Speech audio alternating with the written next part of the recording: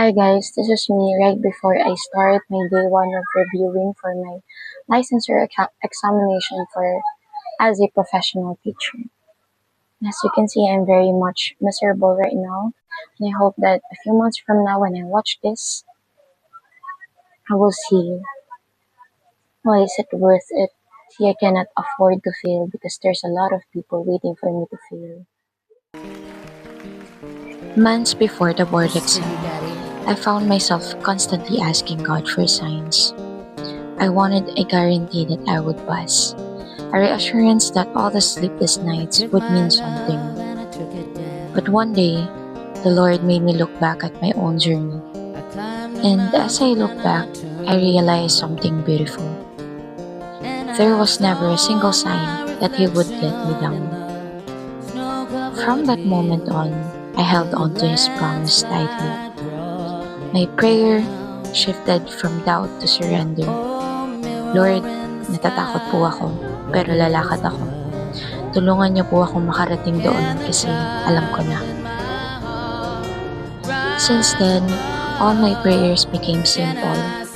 Lord, kung ano man po ang inyong plano, tulungan niyo po ako na tanggapin ito. A week before the exam, while I was at the church, all I could utter was, "Maraming salamat po, Panginoon." The fight hadn't even ended yet, but I felt so incredibly blessed just to be standing this close to my dreams. I told Him that if something wasn't meant for me, in accordance with His plan, I didn't need to have it. All I asked was to be able to make it up to all the people who supported, believed, and helped me throughout my journey. Aside from that, kayo na po ang bahala, Ama. May everything I do be done for your glory. Now, looking back on everything, God truly remained faithful to His promises. To my family, my constant anchor, this victory is ours. To my mother who cried and prayed with me through every single breakdown, thank you so much for everything. To my father who picked me up after every review session and made sure I studied with a full stomach, maraming salamat po.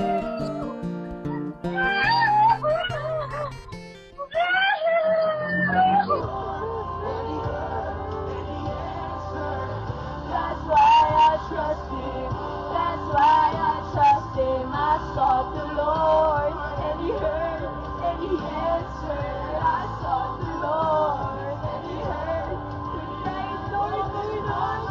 He keeps me, and He changed the world. He confidence I've been afraid of changing 'cause I built my life on you.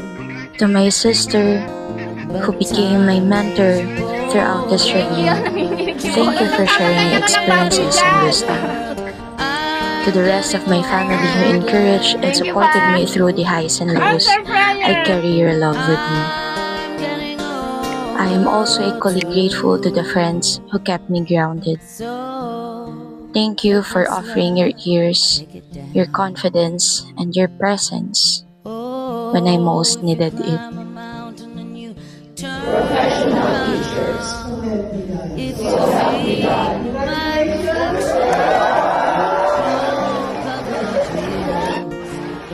And to myself, look at everything you've been through.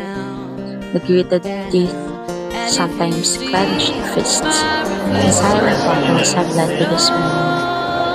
Thank you for your hard work. The things that you lack in natural ability, you made up for in discipline and sheer perseverance. And for that, I am And I incredibly saw proud. my reflection in the snow-covered hills till the landslide brought. A bad sign is all good. I ain't gotta knock on wood. Only that bitch we sin on a falling star. Never did me any good. Sa wakas, nalimang tumasan. Pabalik kung saan di na natagpuan ang mga matang nagtatanaw sa umpisa. Ngayon ba'y binasa na naisulat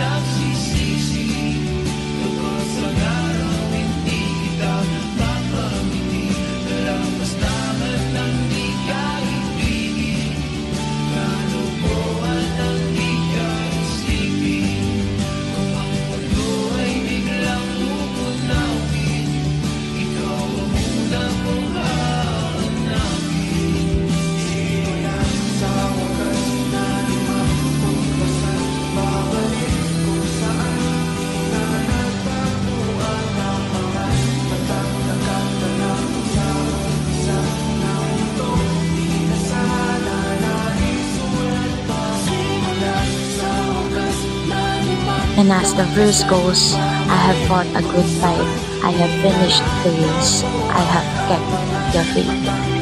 Sa Diyos ang lahat ng kapurihan. Kay Tita Micaela Angela A., licensed professional teacher.